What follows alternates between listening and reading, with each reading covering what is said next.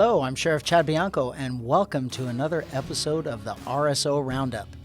Today we probably have a show that a lot of people are going to want to listen to. A lot of people have been waiting for, and I certainly have had a lot of people reach out to me and ask for me to talk about this. But today we have with us Corporal Larry Searles, who runs our Concealed Weapons Division, and he's in charge of overseeing all of our applicants and our CCW permits. Larry, thanks for joining us today. Oh, thanks for having me, Sheriff. Outstanding. Just like always, before we get into the topic, tell us a little bit about yourself. We're just regular people. We're just cops at work. So tell us about the regular Larry Searles and how you got to this point. Oh, okay. Well, my name is Larry Searles. Been with the Sheriff's Department about 22 years, and I've enjoyed every bit of it. I'm now assigned to the Concealed Weapons Division. A lot of fun, very busy. I'm married to my beautiful wife, Pamela, and I have 3 beautiful kids, and I have a beautiful grandson, and I spend a lot of time traveling back and forth to Arizona. Outstanding. It was a new grandson, recently new. That is correct. Yeah, social media, I saw the pictures. Very good. Proud grandpa. Yes, I am. Oh, yeah, I know that feeling. Everyone can tell just by your accent you're from here. No, I'm not. No. What's the accent? Well, I'm actually, I immigrated to the United States from a small island in the Caribbean, the island of Grenada, at a young age, about 10, and I grew up on the East Coast in New York. So that's how it all started. Very nice. We all come from somewhere.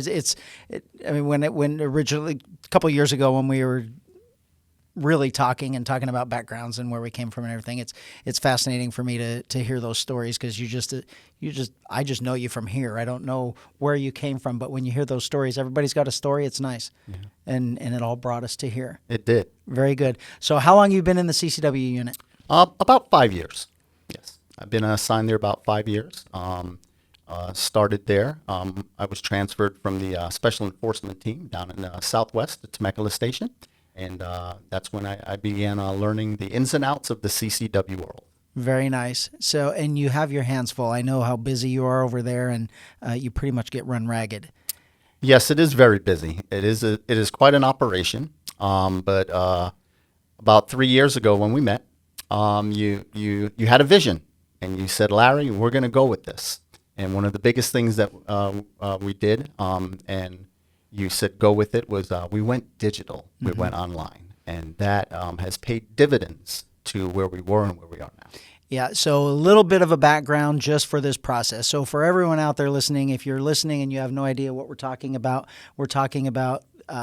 the permit to be able to carry a concealed weapon, and that permit is issued by the Sheriff's Department, by me as the sheriff. There are police chiefs that can do it also, but for the most part, they relegate it, that authority and that process to us, which is fine. I'm fine with that.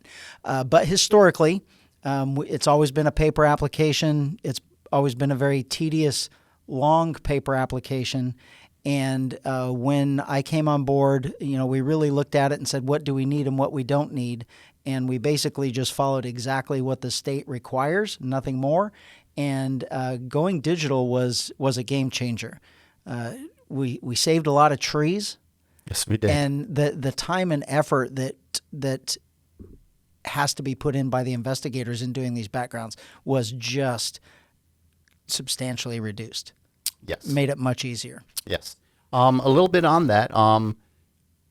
3 years ago, if a citizen in our county would call the CCW division and request an appointment, it's staggering. The appointment was about 18 months away. Once we introduced the digital, once we went with the vision of what you wanted, in about 4 to 5 months, we were able to cut that down to 120 days for a citizen to call. It goes back to, again, only what the state required, cuts the work down for the investigator, and the processing time was probably cut about 75%. Yeah, it's amazing. Technology. We should be using technology for everything, but this was certainly one of those arenas that made our job easier. And really, we should have been making it easier for the public. That was the ultimate goal, was how can we streamline this process to make it easier for people, more convenient for people, and then at the same time, it makes our job easier also. Yes. It goes back to building relationships with the community. The folks that come see us in our office, we're not, they're just not folks just coming in and we're processing something. We're building a relationship with them. I shared with someone earlier. When they pick up their permit, they're very excited. And it's an excitement that I wish people could see when you hand it to them. And they ask me, well, what do I do now, Larry? What do I do? I said, just remember one thing.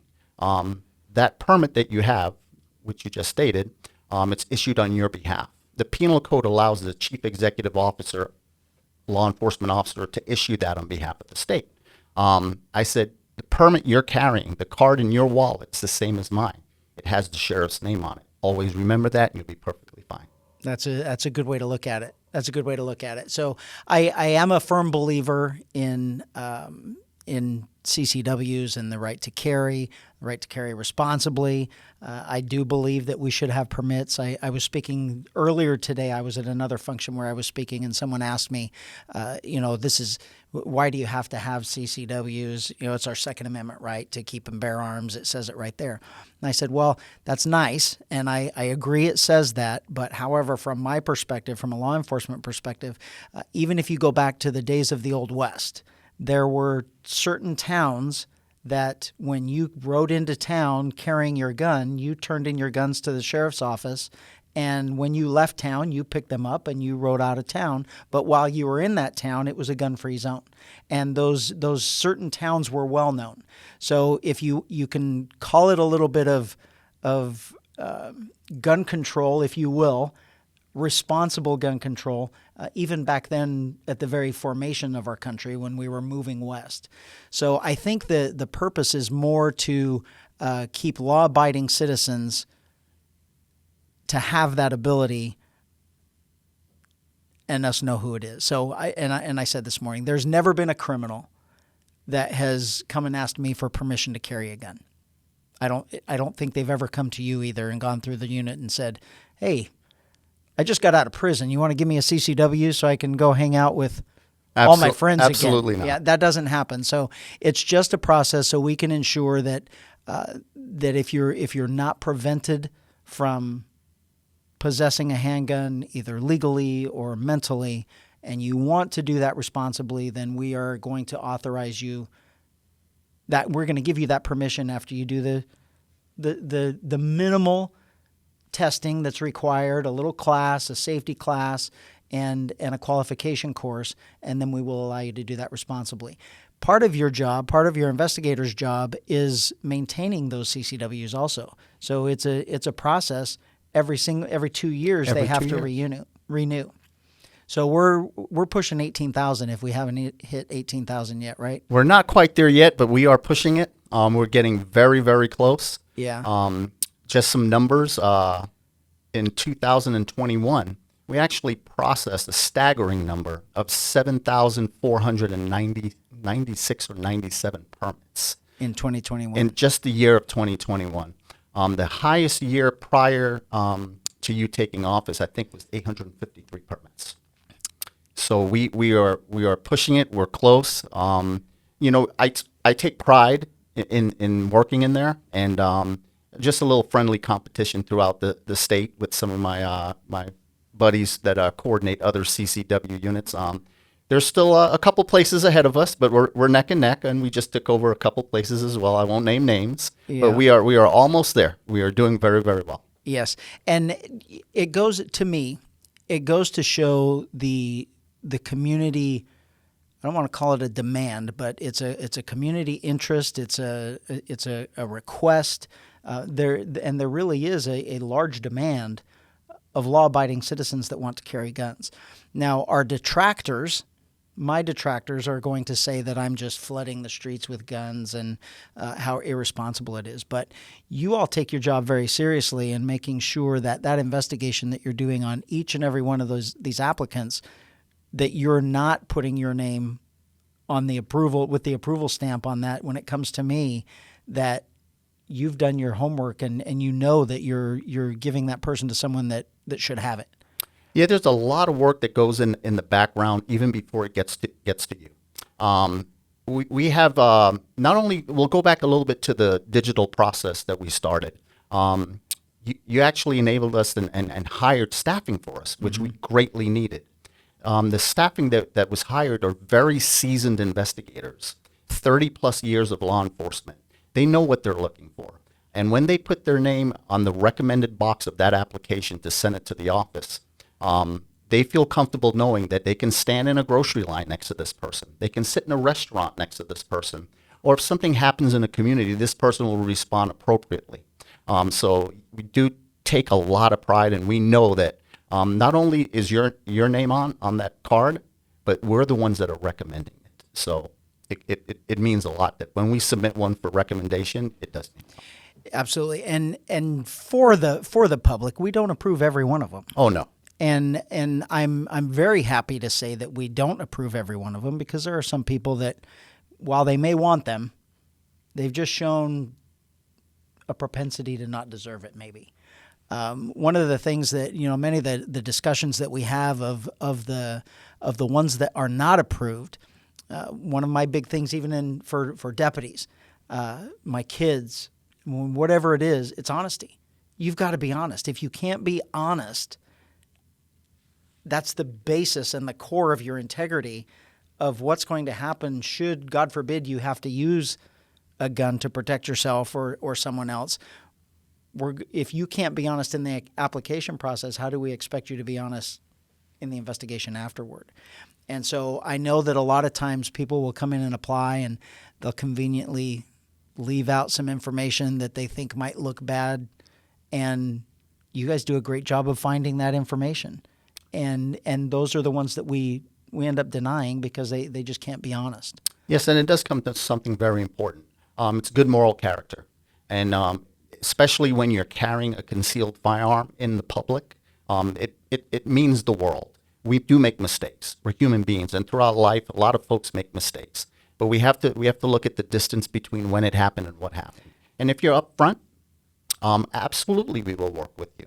But good moral character means the world for us recommending for you, sir, to actually issue that permit. Yeah, and I want to throw some examples out there, because as you're talking that, some are popping into my head. I mean, we know the problem children that we have that throw out the lawyers and they're going to sue us and everything else. And one of those in particular, he claims to be this law-abiding, upstanding person, but the reason we denied him was because he isn't necessarily that. He was doing some shady things. And he, in my conversations with him, he basically what a great guy he is, and he's a business owner and all of these things he does, and that I'm attacking him, and I'm saying that, he doesn't have good moral character. He threw that out there because that's why he was denied. And I used that to him. I said, well, did you tell us the truth about this, this, and this? And he hem-haws around it and everything else. And I said, well, that honesty is good moral character. Morals are whether or not you're honest or not. And if you don't have that, we can't really give that to you. And along those same lines, one gentleman in particular was, I can't remember the exact age, but he was either a late teenager or maybe in his early 20s. He was convicted of some type of a theft. And I can't even remember what it was, but it was nothing to prevent him from having a firearm. But I believe he was in his 50s. So we had like 25, close to 30 years in between when he did something wrong. Yes. And the rest of his life has been nothing but an upstanding, productive member of society. And he was very upfront with all of that. He was afraid he wasn't going to get it because of that conviction. And we issued him that permit. I actually remember that one. He was very nervous, thought, this was going to be a horrible process for him. And I actually spoke to him and explained to him, look at when it happened and look now. If we have someone that comes in and shows a pattern of every 3 to 5 years of doing something, that raises a red flag with our investigators. And they're very seasoned. But if someone has done something 30 years ago, I do hold a class for realtors in the county. And I explained to them there was a gentleman in 1957 had a DUI in Kansas. And we do find out things. He was shocked. I was shocked. I didn't know they had DUIs in Kansas in 1957. But it happened so long ago, and his explanation that he actually typed out and explained it, the deputy threw him in the back of a pickup truck and drove him home that day. So that it does explain. Some folks, things like that happen, they can't remember. But when it comes down to it, good moral character is really what it's based on. Absolutely. So with that, let's go through the process of what it entails to apply with us. We make it very, very easy. We've already mentioned the online application. So you go to our website, go to the very bottom. There's the little icon with the little CCW icon. Yep. You click on that, and it takes you to basically a self-explanatory fill out this form. Yes, it's just like ordering something on Amazon. Some generic information about yourself, takes you through about 16 questions, which used to be probably 50 plus, that the state requires. 16 questions, you answer them. You fill out some demographics about yourself. But it comes down to when you get to that one point that we always work with folks and we always chat about it. It's your reasoning. Mm-hmm. It's your good cause. So it's pretty simple. It'd probably take about less than 10 minutes to fill out the application online, and then select an appointment date and make a payment. Yeah. And then once you meet with us, the process begins. So when we talking about time and how easy it is, I went through this just so I could make sure I was giving people the right information. Mm-hmm. And when we implemented this, I got on, I did a test one. I didn't use all my own information. I used one for a test, but it took me 9 minutes. It took me 9 minutes to go through the application, fill everything out. You have to upload your driver's license. You have to upload proof of residency, things like that. But those are clicks of the mouse. And they're so easy. The application is simple. The computer assigns you a date, and then you have to take a class. Yes. You sign up. We have, how many, off the top of your head, do you know how many vendors we have now? Right now we have 18 private vendors. Okay, so you can either sign up through us to take that class, that the safety class and the training class through us, or you can take it through one of our vendors. And once that's done, you qualify. You come in for your interview. And we make sure you are who you say you are, and that personal interaction that we have, that the investigator blood in you comes out and makes sure that you feel like that person's telling you the truth. And everybody might be a little bit shaky and a little bit nervous, but we've learned over the years how to tell whether or not someone's trying to hide something from us. That is true. I think the biggest part of that whole process is exactly what you said. It's that simple. You have to live scan fingerprint, and it's a requirement that the state has. So after you meet with us, and you meet all the prerequisites, just like you said, easy stuff, upload your birth certificate or whatever it may be, we give you the instructions to go live scan at one of our sheriff's facilities. And the reason we do that is because we're able to track it, because we don't want our citizens to be out money. If you go to a postal annex or UPS, we don't get the results. We cannot go and fight on your behalf to a private company. If it's with the sheriff's department, we'll fix it. We'll fix it in-house. Yeah. So we do a live scan fingerprint. Once the results get back to us, we simply just go and finish up the package it up and send it to you for review and approval. Yeah. So with that, I just want to highlight what you mean by that, because this has been brought to my attention several times, and I know we've had several issues trying to track down those outside ones and what happened.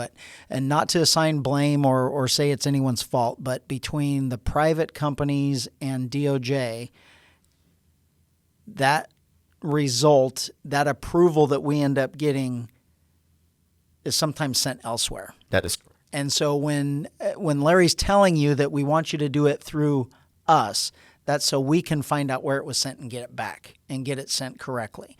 And you're right. It's impossible for us to find out sometimes. I mean, internally, they may give us an idea or they may tell us it went somewhere else, but then we're at a loss. And the people blame us a little bit because they assume that they did their fingerprints and we should have just had them. But those fingerprints get sent electronically, and then an electronic response gets sent back, whether it was an input error on the person doing it or an output error from DOJ coming back, it went somewhere else. So it's very, very important to get those prints done at one of our stations, either with us here at Admin or at BCTC or one of the outlying stations, and then everybody should be good. So now you mentioned it a little bit, but the big elephant in the room with CCWs is that good cause. Yes. So a little bit for all of you out there wondering, what this is and what you have to do. Good cause is a requirement by the state, and we can't get away from that. And part of that good cause is they say that if you're going to use personal protection or self-defense or whatever it is, specifically how they say it, if you're going to use that, you have to explain why. And that therein lies the problem, is sometimes people don't want to explain why. And we make it simple. We try and keep it simple and say, look, just explain why. Tell us why. And that seems to be the stumbling block. That is always the stumbling block. I would probably say about 90% of the individuals that actually submit an application for a permit with us have to submit an amended good cause. Now, folks can't go back into the applications because DOJ locks it once it's submitted. So it's something that they have to type out on a PDF or Word document. And we don't tell them what to write, but we talk to them. We ask them questions. We want to know their concerns. And usually 99% of the time, they answer it and they are able to type out an amended good cause. It has to be very specific. Another big thing is if it's work related. If it's work related and you're going to be carrying a concealed weapon for the Sheriff's Department issuing you, we need some documents from work. It's very important. It's a liability, not just people think it's just the Sheriff's Department. No, it's a liability to protect the actual permit holder from when they're carrying that permit at work. So that's another big thing. But good cause is always the main one. Folks usually have a good cause. We just have to take some time and during the personal face-to-face interview. Yeah, I will say I'm routinely contacted by people out in the public that have gone through our process either now or in the past, or both, and how impressed they are with you and with your staff. And I know there are other investigators, but there's not one person that doesn't have a CCW. We're talking 18,000, nearly 18,000 now. All 18,000 know who Larry is, and it's a testament of what you put into this and the pride you have in this in our CCW unit, and the personal touch that you put into it. Obviously you're a likable guy, but that's relayed in the interactions that you have when they come in there. And we have a lot now of people that are extremely happy with the process. I remember, even back when the time when I was a deputy, I was constantly getting, people complaining to me as a deputy. I can't help you. I don't know what you're talking about. But there was a lot of complaints about our process and about how it worked and about how hard it was. And it really isn't a hard process. It's something that you have to do yourself. You have to help yourself out. We're here to guide you through that process, but it's something that that certainly nobody should be worried about, especially if you're an upstanding citizen. Absolutely. We love, and I speak to the public all the time, and I tell them, we want you to come in to see us. It all starts with the relationship, not only with just the citizens, but other agencies. My direct manager, Lieutenant Brian Vig, one of the reasons this process goes so smooth is he has built a relationship with the Department of Justice. If we have an issue with getting a result of a fingerprint, we usually get it within a day because we have a relationship with them. So he's built such a good relationship with these agencies that in the past wouldn't even speak to us, that now it not only helps the staff do a good job. I'll give a shout out to the CCW folks, and not only just here in Riverside, but we do have that office in the Palm Desert region. Right. They do an awesome job. They take pride in what they do. We average sometimes up to 60 interviews a day, and they still come to work every day with a smile, and they treat the public awesome. So that's why it's just that personal, feeling you have with it. Yeah, I've had tons of comments about the unit. I've never had a bad one. And I've never met anyone that has said they had a bad experience or that,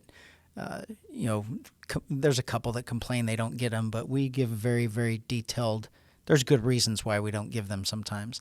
And I will say that we've had to suspend some licenses over the last couple of years, and I think we revoked one just recently that for a substantial violation. But we've had several over the past 3 years where people have actually saved probably their life or someone else's life by being able to carry that gun.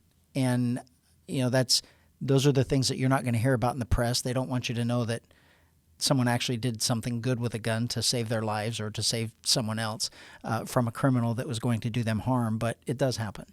And for the naysayers, we don't just give them out like water, and we're not standing on street corners flipping them out to the passerbys. I'm very, very proud of the unit that you are running, that you're operating. You and Brian do a fantastic job. Our investigators are just fantastic. I know you're overworked, understaffed and overworked, and we're working on that because in the end, this is about the service that we're providing to our residents, and it's something that they want, and it's something that we should be providing to them. And I appreciate your effort in it. And I was very excited to hear that you pulled back your retirement, so you're not going anywhere now.